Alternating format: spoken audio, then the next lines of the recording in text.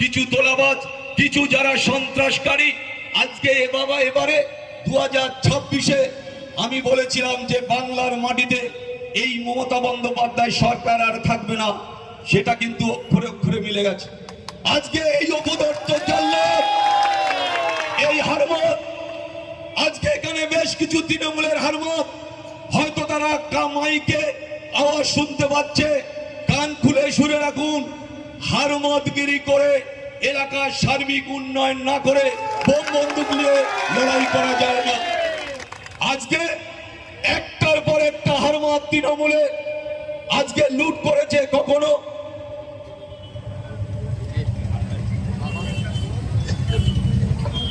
কখনো ফেরির টাকা, কখনো সরকারি টাকা, কখনো সার্বিক উন্নয়নের ক্ষেত্রে আজকে লক্ষ লক্ষ কোটি টাকা আজকে এই হারবাগ তৃণমূল কংগ্রেসের নেতাদের কাছে গেছে। আপনারা বলুন, সব্যসাচী দত্ত 3 বার দল চেঞ্জ করলো, লাস্টে গিয়ে মমতা বন্দ্যোপাধ্যায় তাকে সার্টিফিকেট দিল যে সব্যসাচী আমাদের দলের একনিষ্ঠ কর্মী। আজকে দেখুন সব্যসাচীর ঘর থেকে কি পাওয়া যাচ্ছে।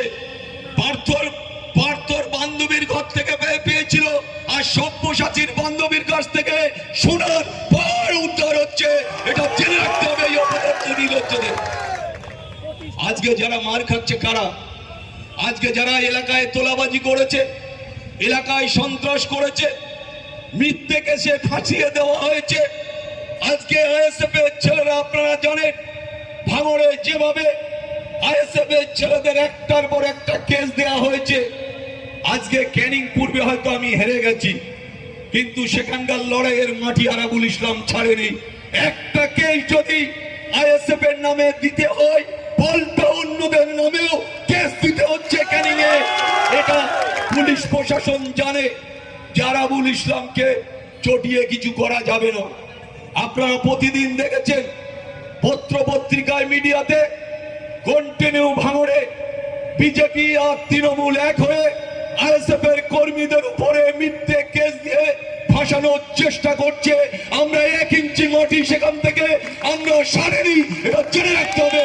আজকে যারা হারমাত, যারা তোলাবাজ, তাই আজকে আমি বলতে চাই, আমাদের নেতা নওশাদ সিদ্দিকী, আমাদের নেতা আব্বাস সিদ্দিকী, আজকে যাদের নেতৃত্বের প্রতি আস্থা রেখে আমরা আইএসএফ এর যারা বিভিন্ন জায়গার ক্যান্ডিডেট, আমরা যারা, তারা কিন্তু আমরা পরিষ্কার, আমাদের নেতা, আমাদের অভিভাবক, আমরা নওশাদ ভাইজান, ছোট ভাইজান, বড় ভাইজান আব্বাস ভাইজানের নেতৃত্বের প্রতি আস্থা রেখে আমরা লড়াই করছি। আজকে মনে রাখতে হবে, সিট আইএসএফরা বেশি না পেল, নওশাদ ভাই একটা সিট পেয়েছে, সেটা ঠিকই, কিন্তু আমরা যারা প্রতিটা বিধানসভা থেকে আমরা লড়াই করেছি, আমরা কিন্তু আমাদের জায়গা পরবর্তীতে আমরা তৈরি করে নিতে পেরেছি, এটা এখন বুঝতে হবে। তাই আমরা চাই যে আমরা এই অপদার্থ তৃণমূল আর অপদার্থ বিজেপি, এই হারমাত দুটো দলের বিরুদ্ধে আমাদের জীবন বাজি রেখে আমরা লড়াই করব। এই লড়াই আমরা কোনোভাবে পিছপা হব না, এটা মাথায় রাখতে হবে। আজকে আপনাদের মনে রাখতে হবে যে আমরা মানুষের জন্য লড়াই করব। পিছিয়ে পড়া মানুষ, খেটে খাওয়া মানুষ, যারা দুবেলা দুমুঠো খেতে পায় না, তাদের জন্য আমরা সব সময় লড়াই করব, জীবন বাজি রেখে লড়াই করব। আপনারা জানেন ক্যানিং এমন একটা বিধানসভা, ক্যানিং পূর্ব এমন একটা বিধানসভা, যে শওকত মোল্লা এসে ভাঙড়ে বলেছিল আমি সোনার ভাঙড় গড়ে দেব, আর সেই শওকত মোল্লা ক্যানিং এর বিধানসভা দুবার বিধানসভার বিধায়ক, 3 বার পঞ্চায়েত সমিতির সভাপতি, সেই শওকত মোল্লা কিন্তু ক্যানিং এ এক চুল সার্বিক উন্নয়ন করতে পারেনি। আজকে আপনারা গেলে, ক্যানিং এর মাটিতে গেলে বুঝতে পারবেন, এখনো ছোট ছোট ঝুপড়ির মাজা দিয়ে একটা ফ্যামিলি একটা জরি খাটিয়ে আজকে তারা দিন আনে দিন খায়, দুবেলা তাদের পেটের ভাত জোটে না। আর সেই জায়গা থেকে শওকত মোল্লার মতন একজন ক্রিমিনাল, হাজার হাজার কোটি টাকার, 100 কোটি টাকার মালিক, সে ওখান থেকে গরিব মানুষের রক্ত চুষে খেয়েছে। সেই শওকত মোল্লা আজকে শুধু জেলে বসে নয়, আমরা চাই ওর সাজা হোক। ওর সাজা হলে, ওর ফাঁসি হলে বাংলার মানুষ শক্তি পাবে।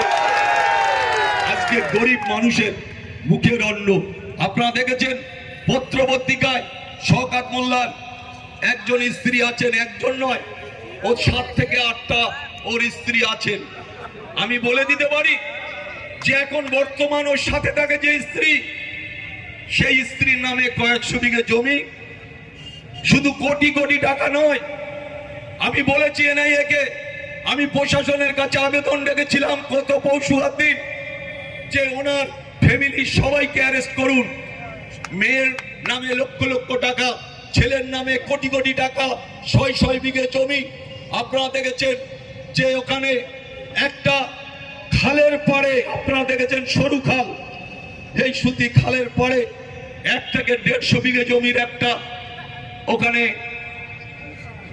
কি নাম,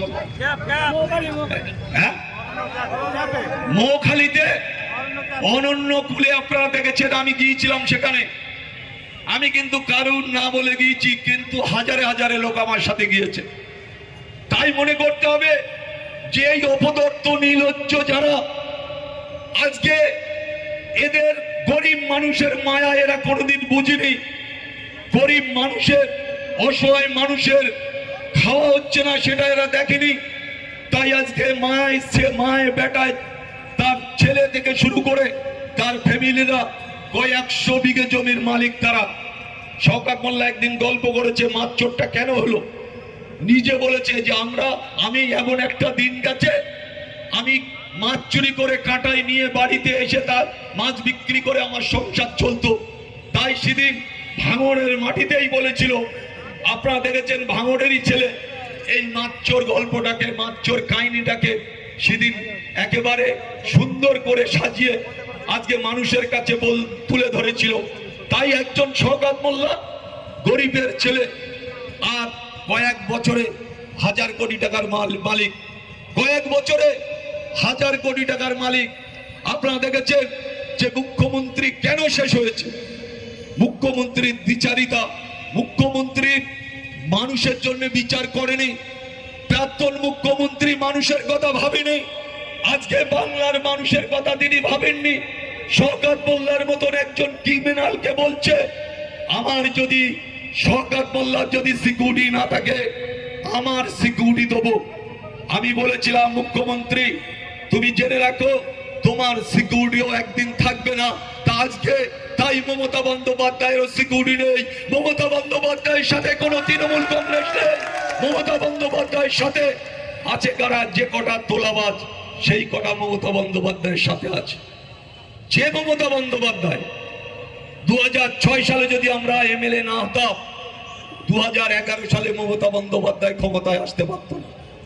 আপনারা দেখেছেন জারাবুল ইসলামরা, আজকে যারা দুলাল বর, অর্জুন সিংয়েরা যারা বিভিন্ন দলে ঢুকে গেছে, আমিও অন্য দলে ঢুকেছি। আজকে মমতা বন্দ্যোপাধ্যায়ের জন্য আমরা 2007 সালে বিধানসভার ভিতরে ভেঙেছিলাম। মমতা বন্দ্যোপাধ্যায় যখন নন্দীগ্রাম থেকে চুলির মুঠো ধরে টানতে টানতে পাকা রাস্তায় ফেলে দেয়, সেই সময় মমতা বন্দ্যোপাধ্যায় সেখান থেকে ছুটে বিধানসভায় আসে। বিধানসভা অধিবেশন চলছে, সেই ইন দ্য মিন টাইমে আমরা দেখি মমতা বন্দ্যোপাধ্যায় কাঁদতে কাঁদতে বিধানসভায় ঢুকছে। আচার খেয়ে যেরকম মানুষ, অসহায় মানুষরা যেরকম আচার খেয়ে পড়লে কান্নাকাটি করে মেয়েরা, উনি ঠিক সেইভাবে বিধানসভার গেটে আচার খেয়ে পড়ে কান্নাকাটি করছে। আমরা ছুটে বিধানসভা থেকে বেরিয়ে এসে দেখলাম, বললো দেখো আমার শাড়ি ছিঁড়ে দিয়েছে, আমার চুল ছিঁড়ে দিয়েছে, চুলের মুঠো ধরে টানতে টানতে আমাকে পাকা রাস্তায় ফেলে দেওয়া হয়েছে। সেদিন আমরা ওনার কান্নাকে আমাদের কাছে একটা খুব খারাপ সম্মান লেগেছিল, তাই বিধানসভায় সেদিন আমরা ভাঙচুর করেছিলাম। 30 জন বিধায়ক আমরা বিধানসভা, গোটা বিধানসভা আমরা অবরুদ্ধ করে দিয়েছিলাম। কার জন্য? এই মমতা বন্দ্যোপাধ্যায় এ মানুষের কথা মনে রাখে না। আজকে সাধারণ মানুষের কথা ভাবিনি।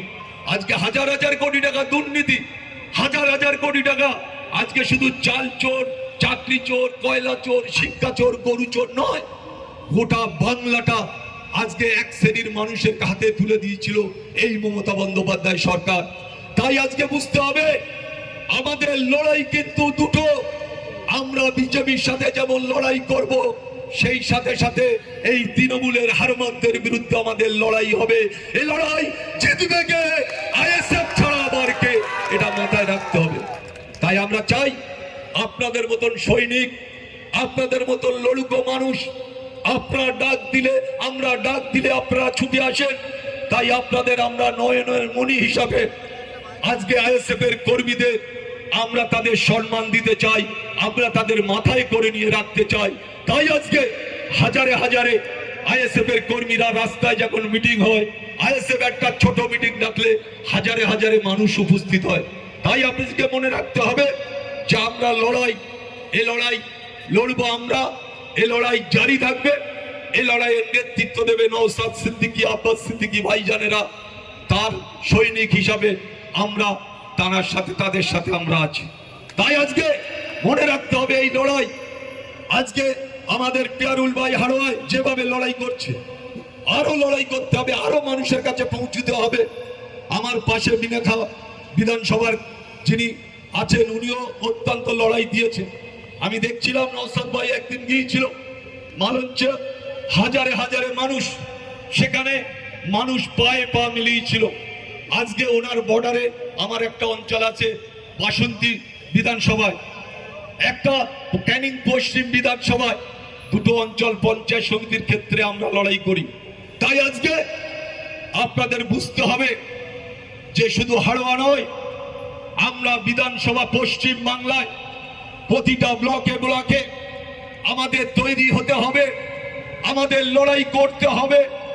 যারা হারমত, যারা দুর্নীতিগ্রস্ত, যারা স্বজন পোষণকারী, যারা অত্যাচারিত জুলুমকারী, যারা এই তৃণমূলের হারমতদের চিহ্নিত করতে হবে। নতুন করে বিজেপিরা এসেছে, তারা তাদের লড়াই লড়তে হবে।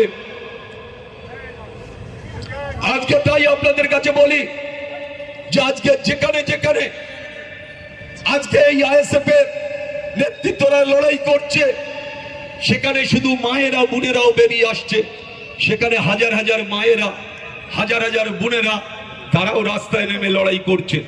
তাই আজকে মনে করতে হবে, আপনাদের মনে রাখতে হবে, আপনাদের সাথে আমরা আইএসএফ এর সমস্ত নেতৃত্ব যেখানে বলবেন, যেখানে ডাকবেন, আমরা হাজির হব। কিন্তু একটা কথা মনে রাখতে হবে, আপনাদের একটা কথা, যে আমরা যেভাবে লড়াই করি, যেভাবে মানুষ আমাদের সাথ দেয়, যেভাবে মানুষ আজকে হাজারে হাজারে মানুষ বেরিয়ে আসে, প্রতিটা জায়গায় আমাদের সেই লড়াই আমাদের জারি রাখতে হবে। আমি তাই বলছিলাম কালকে, কয়েকটা মানুষ, বিজেপির মানুষেরা, বিজেপির কর্মীরা আমার ওখানে একটা অঞ্চলে আমাদের ছেলেদের আক্রমণ করেছে। আমরা পৌঁছানোর আগে, আমি অন্তত ভাঙড় থেকে পৌঁছানোর আগে সেখানে শয় শয় মেয়েরা পুরো রাস্তা অবরুদ্ধ করে দিয়েছে। খবর শুনেছে যে আরাবুল ইসলাম আসছে, কাতারে কাতারে মায়েরা লাইন দিয়ে মিছিল করে সেই জায়গায় পৌঁছে গিয়েছে। কিন্তু একটা কথা মনে রাখতে হবে, যথেষ্ট আমাদের কর্মীরা আছে, মায়েরা আছে, বোনেরা আছে, ভাইরা আছে, ছোট যারা অল্প বয়সে, যারা 18 বছরের ঊর্ধ্বে যাদের বয়স, তারা ম্যাক্সিমাম আমাদের সাথে আছে। আমরা লড়াইয়ে তাদের সব থেকে, তাদের যেভাবে মানসিকতা নিয়ে লড়াই করে, সেটা আমাদের প্রেরণা যোগায়, আমাদের সাহস যোগায়, আমাদের আনন্দ আমরা উপভোগ করি। তাই আজকে এই অটো স্ট্যান্ড, হাড়োয়া অটো স্ট্যান্ডে, এখানে বিভিন্ন শ্রমিক, বিভিন্ন কর্মচারী, বিভিন্ন অটো ইউনিয়নের ছেলেরা, আজকে তাদের একটাই কথা তাদের বলতে হয় যে তারা অন্যায়ের বিরুদ্ধে লড়াই করছে। তাই আপনাদের এসআইএন নিয়ে বক্তব্য রেখেছে আমার এক ভাই। একটা কথা আপনাদের জেনে রাখতে হবে, আমাদের দল আইএসএফ এসআইএন নিয়ে ভাবছে, কোনো দল ভাবছে না। যখন বিজেপি এর আগে অনেক কথা বলেছিল, তৃণমূলরা মমতা বন্দ্যোপাধ্যায় রাস্তায় নেমে প্রতিবাদ করেছিল। আজকে মমতা বন্দ্যোপাধ্যায়ের লোক চাইছে না, তাই মমতা বন্দ্যোপাধ্যায় প্রতিবাদ করছে না, কিন্তু রাস্তায় প্রতিবাদ করছে এই আইএসএফ এর নেতৃত্ব মমতা বন্দ্যোপাধ্যায়ের বিরুদ্ধে, বিজেপির বিরুদ্ধে আব্বাস ভাই, নওশাদ ভাইরা এই রাস্তায় নেমেছে। তাই মনে করতে হবে যে আমরা সব সময় আমরা রাস্তায় আছি, আমরা প্রতিবাদ করতে জানি, প্রতিবাদ আমরা প্রতিরোধ করতে জানি। আমরা, আপনারা আমাদের পাশে আছেন, আপনারা আগামী দিন থাকবেন। আমরা একসাথে ঐক্যবদ্ধভাবে এই হাড়োয়া, ভাঙড়, মিনেকা, ক্যানিং, রাজারহাট, নিউ টাউন সমস্ত জায়গা, এধারে বসিরহাট সমস্ত, আজকে হাসনাবাদ থেকে শুরু করে হিঙ্গলগঞ্জ থেকে শুরু করে সমস্ত কিন্তু আইএসএফ এর ছেলেরা রাস্তায় নেমে প্রতিবাদ করছে। তাই আগামী দিন আমি মনে করি যে এই প্রতিবাদ আমাদের সাথেই থাকবে, প্রতিবাদ প্রতিরোধ গড়ে উঠবে।